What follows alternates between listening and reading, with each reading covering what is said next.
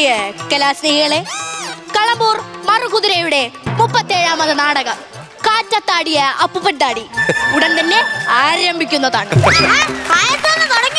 തുടങ്ങൂടാ, കാരണം നിന്റെ അച്ഛൻ എന്നെ സമിതി ഏൽപ്പിച്ചിട്ട് ഒരു പോക്കങ്ങ് പോയി. അതുകൊണ്ട് ഈ സമിതി ഏറ്റെടുത്ത് നടത്തേണ്ട എന്റെ സുമലതയാണ്. സുമലതയോ? സുമലതയല്ല, ചുമതലയാണ്. അല്ല, ചുമതല. അല്ലടാ, നീ വെളുപ്പാങ്കാലത്ത് എണീറ്റ് എങ്ങോട്ട് പോയേ? ഞാൻ ഓടാൻ പോയതാ. വെളുപ്പാങ്കാലത്ത് എണീറ്റോടെ ഇവ എന്തൊരു ടിപ്പറാ. ആ ഓട്ടമല്ല അമ്മേ, തടി കുറയ്ക്കാൻ വേണ്ടി ഓടാൻ പോയതാ. തടി കുറയ്ക്കാൻ ചിന്തേരിട്ടാ പോരെ അമ്മേ? പ്രായമാകുമ്പോൾ നമ്മളെ തേടി എത്തുന്ന സുഹൃത്തുക്കളാണ് ഈ രോഗങ്ങൾ.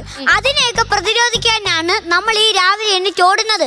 അമ്മയ്ക്ക് ഓടിക്കൂടെ? എടാ, പണ്ട് നിന്റെ അച്ഛൻ്റെ ഓടെ ഓടിക്കൂടിയതാണ് ഈ ഞാൻ. ആ ഓട്ടം ഇതുവരെ നിന്നിട്ടു. ആ ഓട്ടമല്ല, അമ്മയ്ക്ക് ഓടിക്കൂടെ? ഈ വ്യായാമങ്ങളൊക്കെ ചെയ്തുകൂടെയെന്ന്. ഞാൻ എന്തിനടാ വെളുപ്പാങ്കാലത്ത് എണീറ്റ് ഓടണത്? ഉദാഹരണത്തിന് ഇന്ന് രാവിലെ തന്നെ എന്നെ ഒരു ആന കുത്താൻ പറഞ്ഞായിട്ട് ഞാൻ ഒരു സ്വപ്നം കണ്ടു. എത്ര കിലോമീറ്റർ എന്നറിയാമോ ഞാൻ ഓടിയത്? അപ്പൊ സ്വപ്നത്തെ പോലെ അമ്മയ്ക്ക് കൊളസ്ട്രോൾ വരുത്തില്ല. എടാ മക്കളെ, ഞാൻ ഒരു കാര്യം പറഞ്ഞുതരാം. നീ നാടകത്തിൽ അഭിനയിക്കണം. നാടകം കളിച്ചാൽ തന്നെ വിശന്നപ്പോ ഊട്ടിയത്. വിശക്കും ഊട്ടിയാണ് ഇപ്പൊ ദാഹിക്കുമ്പോ കൊടൈക്കനാലാണോ അമ്മേ?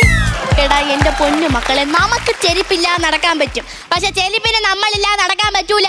അതുപോലെ തന്നെയാണ് നമുക്ക് വണ്ടി ഓടിക്കാൻ പറ്റും, പക്ഷെ നമ്മളില്ലാതെ വണ്ടി ഓടില്ല. നിന്റെ അച്ഛന്റെ എല്ലാ കഴിവുകളും നിനക്കും കിട്ടിയിട്ടുണ്ട്. നിന്റെ അച്ഛനും എങ്ങനെയായിരുന്നു? എല്ലാരെയും പറ്റിക്കും. ഒരിക്കൽ അങ്ങേര് പനിയൊന്നും ഇല്ലാതെ പനി ഗുളിക എടുത്ത് തിന്നുന്നുണ്ടിട്ട് ഞാൻ ചോദിച്ച്, നിങ്ങൾ എന്തിനാണ് മനുഷ്യ വെറുതെ അതെടുത്ത് തിന്നുന്നതെന്ന്. അപ്പൊ അങ്ങേര് എൻ്റെ അടുത്ത് പറയല്ലേ, ഗുളികയെ പറ്റിക്കാനാണെന്ന്.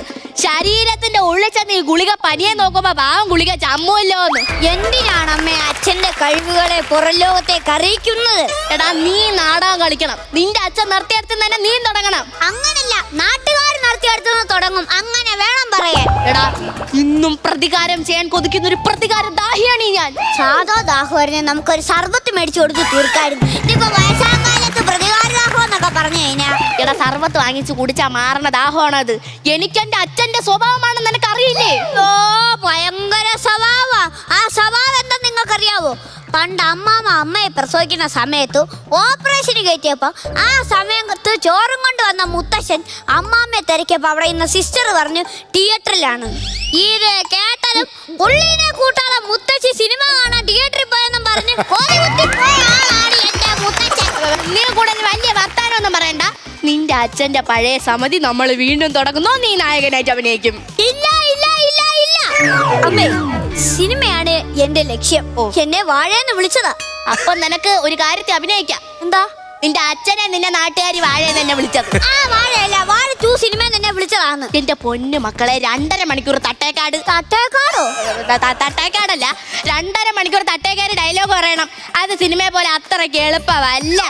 ഞാനും നിന്റെ അച്ഛനും കൂടെ പണ്ട് നാടകം കളിക്കുമ്പോ ഭാവങ്ങൾ ഇങ്ങനെ മിന്നി മറയുമായിരുന്നു. കമ്മറ്റിക്കാരതായിരിക്കും. നീ വല്ലതും പറഞ്ഞോണ്ടല്ലേ. നീ ഇനി നായകനായിട്ട് അഭിനയിക്കും. നമ്മൾ ഇന്ന് ക്യാമ്പ് തുടങ്ങും. പിന്നെ ഒരു പുതുമുഖ നായികയെ വേണമെന്നും പറഞ്ഞോണ്ട് ഞാൻ പത്രത്തിൽ പരസ്യം കൊടുത്തിട്ടുണ്ട്. പിന്നീട് സമിതിയിലെ നിന്റെ നമ്പറാണ് കൊടുത്തിരിക്കണേ. എന്തിന്? കരക്കാരുടെ ചീത്തയും വഴക്കം കേട്ട് ചെവിയിൽ തഴമ്പ് വന്ന നിന്റെ നമ്പർ എന്നെ കൊടുക്കണമെന്ന് എനിക്ക് തോന്നി. അതാകുമ്പോ നിനക്ക് അതൊക്കെ കേൾക്കുമ്പോ ശീലമാണല്ലോ. പിന്നെ ഇവിടെ അഭിനയിക്കാൻ പറഞ്ഞ പെമ്പിള്ളേരടുത്ത് വല്ല വേഷം കെട്ടു ഇറക്കിയ അപ്പൊ തന്നെ ഞാൻ പറഞ്ഞു വിടും. അവരെയോ? നിന്നെ ഈ വീട്ടിൽ നിന്ന് അടിച്ചങ്ങോട്ടും ഞാൻ. പിന്നെ എടാ മക്കളെ, നീ നാടകം കളിക്കുമ്പോ എല്ലാരെ കൊണ്ടും നല്ലത് മാത്രം പറയിപ്പിക്കണം. നാടകം കളിക്കാതെ തന്നെ നല്ലത് പറയിപ്പിക്കുന്നു. ഇനി നാടകം കളിച്ചിട്ട് വേണം അടുത്തൂടെ പറയിപ്പിക്കാൻ. നീ എന്റെ ഞാൻ പറയില്ല, എപ്പോഴും നെഗറ്റീവ് കടിച്ചോളൂ. പോടാ.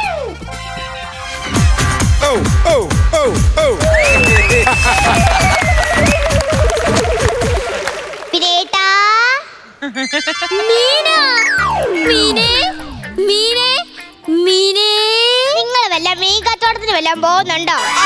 അതല്ല, മീനെ കണ്ടപ്പോഴേ അറിയാതെ വന്നതാ. അറിയാണ്ട് വരെ നിങ്ങൾ എന്താ പൂച്ചയാണ്? വിനായിട്ട് ഞാൻ എത്ര പ്രാവശ്യം വിളിച്ചു. നീ എന്തിനാ വിളിച്ചത്? ഞാൻ പറഞ്ഞല്ലേ അപ്പുറത്തുള്ള ശ്രീ എം എസ് അസോസിയേഷൻ പോണോന്ന്. എന്താ എം എസ് അസോസിയേഷൻ നീ കിടന്ന് പറയുന്നത്? അപ്പുറത്ത് അമ്പലത്തിൽ പോണോ ഞാൻ പറഞ്ഞല്ലായിരുന്നോ? അപ്പൊ നമ്മൾ രണ്ടുപേരും ഒന്നിക്കാണ്ടവര് തന്നെ. അയ്യോ അമ്മ, അമ്മ ഇവിടെ ഉണ്ട്. അമ്മ നമ്മളെ രണ്ടുപേരും കണ്ടു അമ്മ വിഷയം ഉണ്ടാക്കുവേ. വിജയമാണ് വേണമെങ്കിൽ അമ്മേനെ ഈ വീട്ടിൽ നിന്നേ പറഞ്ഞു വിടും. പിന്നെ എന്തിനാ ഇവിടെ നിർത്തിയേക്കുന്നേ? അല്ലടി നമ്മളെ കണ്ടതിന് അമ്മ വിജയം ഉണ്ടാക്കും, അമ്മ വഴക്ക് പറയും. നീ ഒന്ന് പോ. ഞാൻ ഇവിടെ വിനയേട്ടനെ കാണാൻ വന്നിട്ടുണ്ട്. ഞാൻ വിനയേട്ടനെ കണ്ടിട്ടേ പോകത്തുള്ളൂ. ഇവളമ്മയുടെ കയ്യിൽ നിന്ന് കൊണ്ടിട്ടേ പോകത്തുള്ളൂ. എടി നീ ഒന്ന് പോ. ഇല്ല ഇല്ല ഇല്ല, ഞാൻ ഇവിടെ നിന്ന് പോകത്തില്ല. അല്ല, നിനക്കിപ്പോ എന്നോട് സംസാരിക്കണം, അത്രയല്ലേ ഉള്ളൂ. ആ, ഒരു ഐഡിയ ഉണ്ട്.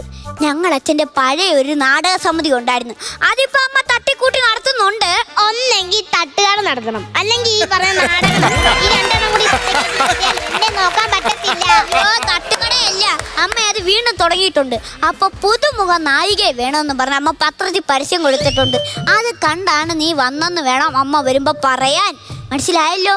പിന്നെ ഈ നാടകത്തിന്റെ കഥയൊക്കെ ഞാൻ അന്ന് പറഞ്ഞു തന്നായിരുന്നു. ഡയലോഗൊക്കെ ഓർമ്മ അന്ന് പറഞ്ഞു തന്നല്ലേ? ആർക്കറിയാം ഓർമ്മയുണ്ടോ?